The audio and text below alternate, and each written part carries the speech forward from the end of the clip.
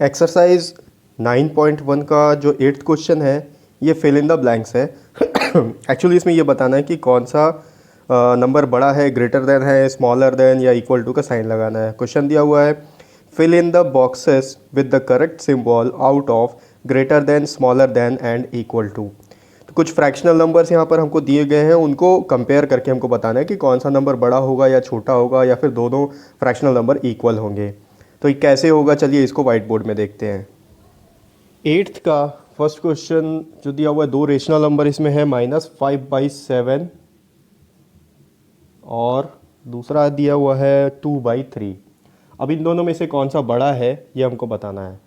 बहुत सिंपल है, हमेशा याद रखो एक चीज़, कभी भी नेगेटिव नंबर जो होता है वो पॉजिटिव से हमेशा छोटा होता है, ठीक है। या फिर पॉजिटिव रेशनल नंबर हो या पॉजिटिव होल नंबर हो, नेचुरल नंबर हो, या यार ये ध्यान में रखो पॉजिटिव इंटीजर जो है वो नेगेटिव इंटीजर से हमेशा बड़ा होता है। तो इसको कुछ कैलकुलेशन करने की ज़रूरत नहीं है, ये पॉजिटिव है ये नेगेटिव है तो ऑब्वियसली ये बड़ा है, ठीक है।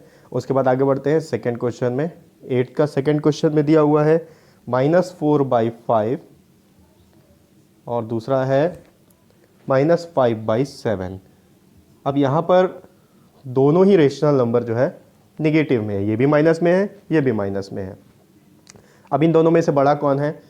बहुत सिंपल है, जैसे हम डेसिमल एंड फ्रैक्शन चैप्टर में फ्रैक्शनल नंबर्स को कंपेयर करके बताते थे कि कौन सा बड़ा या छोटा है, सेम वही प्रोसेस यहाँ पर फॉलो करना है।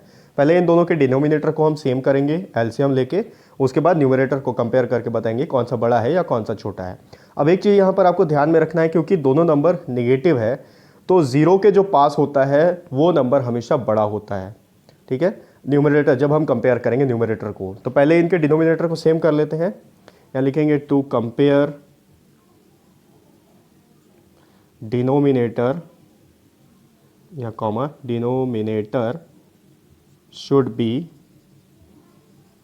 Same, therefore LCM of 5 and 7 is equals to 5 और 7 का अगर एलसीएम निकालेंगे, ये 5 और 7, पहले 5 से डिवाइड करते हैं, 5 से गया ये 1 टाइम्स में, 7 का 7 ही रहेगा। 7 से करेंगे नेक्स्ट, ये 1 का 1, 7 1 जा 7, एलसीएम आ गया 7 × 5, ये हो गया 35।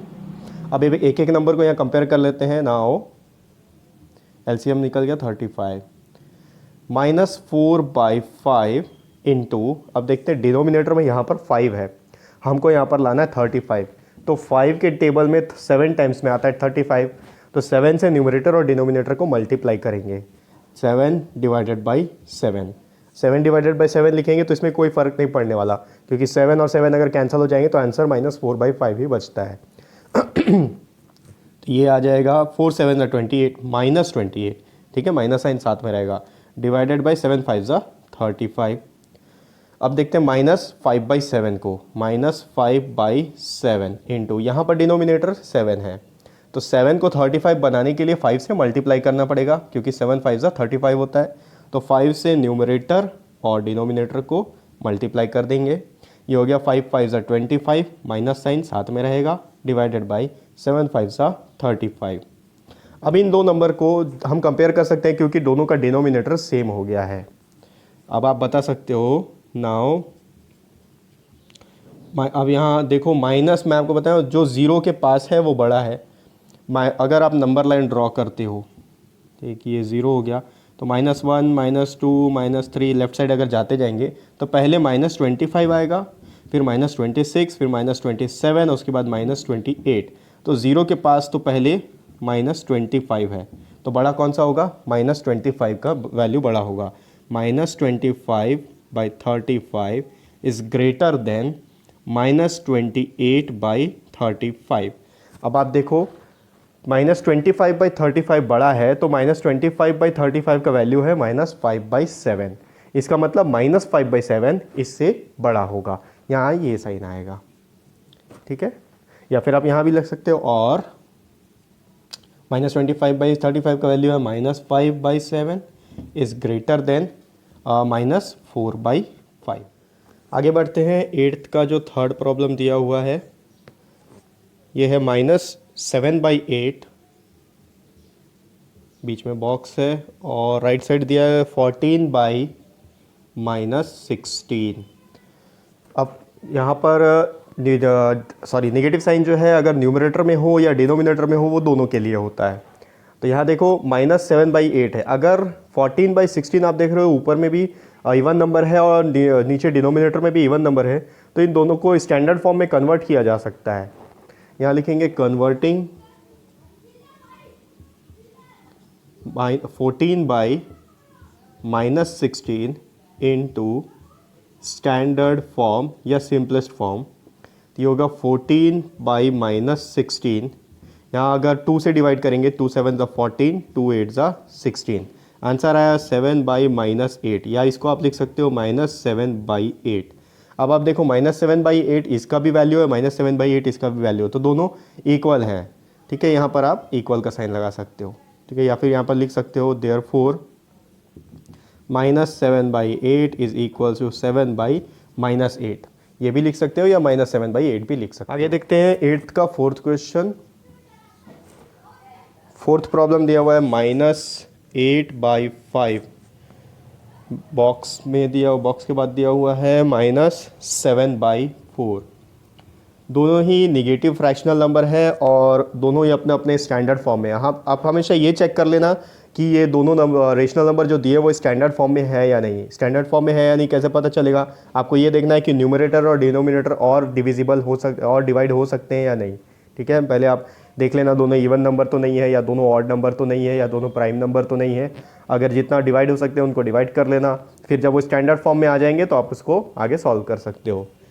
तो यहाँ देखो 5 और 4 दोनों का डिनोमिनेटर अलग अलग है। पहले डिनोमिनेटर को सेम करते हैं। To make denominator same, LCM of 5 and 4 is equals to 5 और 4 का अगर हम LCM निकालते हैं तो पहले 5 से डिवाइड करेंगे, 5 1 ज़ा 5, 4 का 4 ही रहेगा। फिर 4 से डिवाइड करेंगे, 1 1 ज़ा 1 का 1 ही रहेगा, 4 1 ज़ा 4।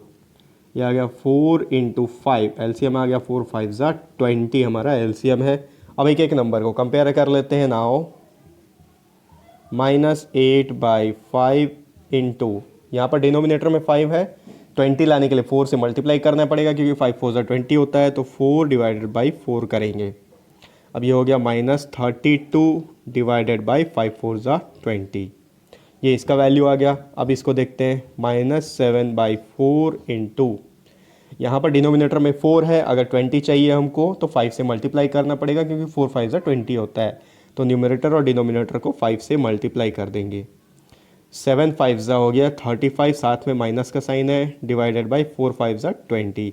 अब दोनों का डिनोमिनेटर सेम हो गया है तो हम उसके न्यूमरेटर को कंपेयर करके बता सकते हैं कि कौन सा नंबर छोटा या बड़ा है, क्योंकि दोनों निगेटिव नंबर है। ठीक है, ये ध्यान में आपको रखना है कि निगेटिव नंबर है, इसलिए जो ज़ीरो के पास होगा वो ज़्यादा बड़ा होगा। तो 32 जो है ज़ीरो के पास रहेगा, -32, उसके बाद 35 आएगा। तो यहाँ पर देयरफॉर -32/20 इज़ ग्रेटर देन -35/20। और आप बोल सकते हो -32/20 है -8/5 इज़ ग्रेटर देन -7/4। तो यहाँ पर आप साइन लगा सकते हो इस तरीके का।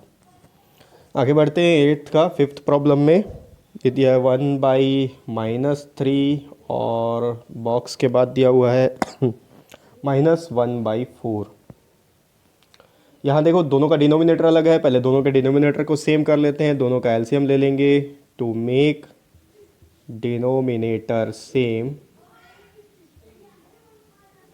LCM of 3 and 4। ये देखो आप 3 जो है यहाँ पर निगेटिव में है यानी कि डिनोमिनेटर में माइनस का साइन दिया हुआ है, तो ज़रूरी नहीं है कि ये न्यूमरेटर में नहीं दिया है तो इसके लिए नहीं है। माइनस साइन चाहे न्यूमरेटर में हो चाहे डिनोमिनेटर में हो, दोनों के लिए ही होता है। मैं आपको बार बार बता रहा हूँ ताकि आपको याद हो जाए ये चीज़।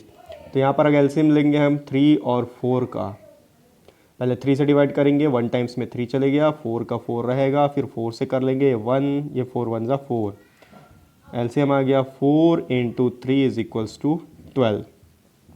अब कंपेयर कर लेते हैं। नाउ 1/-3 इज इनटू, अब 3 के टेबल में 12 4 टाइम्स में आएगा, 3 4 ज़ा 12, तो 4 से मल्टीप्लाई और डिवाइड कर लेंगे, ये हो गया 4 डिवाइडेड बाई 3 4 ज़ा 12 या फिर -12। अब -1/4 को देख लेते हैं। -1/4 में 4 डिनोमिनेटर में है, 4 3 ज़ा 12 होता है, तो 3 से मल्टीप्लाई और डिवाइड करेंगे, 3/3, यह आ गया -3 डिवाइडेड बाई 12। अब यहाँ पर देखो, आपको कंफ्यूज नहीं होना है, यहाँ डिनोमिनेटर में -12 है, यहाँ डिनोमिनेटर में 12 है, ठीक है।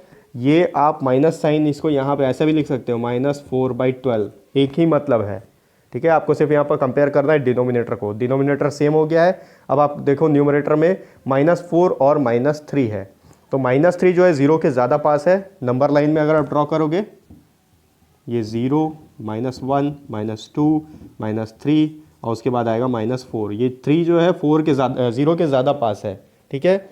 4 जो है 0 से दूर है, इसलिए 3 जो है -3 जो है -4 से बड़ा होगा। तो यहाँ पर आंसर आएगा -3, देयरफॉर -3/12 इज़ ग्रेटर देन -4/12, और इसका ओरिजिनल वैल्यू लिख सकते हो, -1/4 इज़ ग्रेटर देन 1/-3। अब यहाँ पर आप साइन लगा सकते हो इस तरह। आगे बढ़ते हैं, 6th क्वेश्चन। 6th में दिया है 5/-11, फिर बॉक्स है, बॉक्स के बाद दिया है -5/11। अब यहाँ देखो 5/11 5/11 दोनों जगह है, माइनस साइन यहाँ डिनोमिनेटर में है और यहाँ न्यूमरेटर में, तो इससे कोई फ़र्क नहीं पड़ता। -5/11 ये भी है, -5/11 ये भी है, चाहे न्यूमरेटर में हो माइनस साइन या डिनोमिनेटर में हो, वो दोनों के लिए होता है। तो ये दोनों इक्वल हैं, ठीक है, यहाँ पर इक्वल टू का साइन आएगा। आगे बढ़ते हैं, इसका 7th क्वेश्चन में यहीं पर कर लेते हैं सॉल्व। 7th प्रॉब्लम दिया है 0 और बॉक्स के बाद में है -7/6। तो इसको आप आगे कुछ सॉल्व करने की ज़रूरत ही नहीं है, अगर आप नंबर लाइन ड्रॉ करते हो, ठीक है। आप इसको 0/6 भी लिखोगे तो 0 ही होगा, ठीक है, क्योंकि 6 से 0 को आप किसी से भी डिवाइड करोगे तो आंसर 0 ही आता है। तो ये अगर 0 है, न्यूमरेटर अगर कंपेयर करोगे तो 0 तो सबसे पास हो गया 0 के, उसके बाद आएगा -1 -2 -3 -4 -5 -6 -7। अब 0 के पास ऑलरेडी 0 है, तो वही इससे बड़ा होगा, 7 तक जाने में तो बहुत टाइम लगेगा, ठीक है। तो बड़ा कौन सा होगा इन दोनों में? 0 बड़ा होगा। हमेशा याद रखना, नेगेटिव साइन जो होता है वो पॉजिटिव साइन से छोटा होता है और 0 से भी छोटा होता है, ठीक है। तो ये हो गया एक्सरसाइज 9.1 का 8th क्वेश्चन।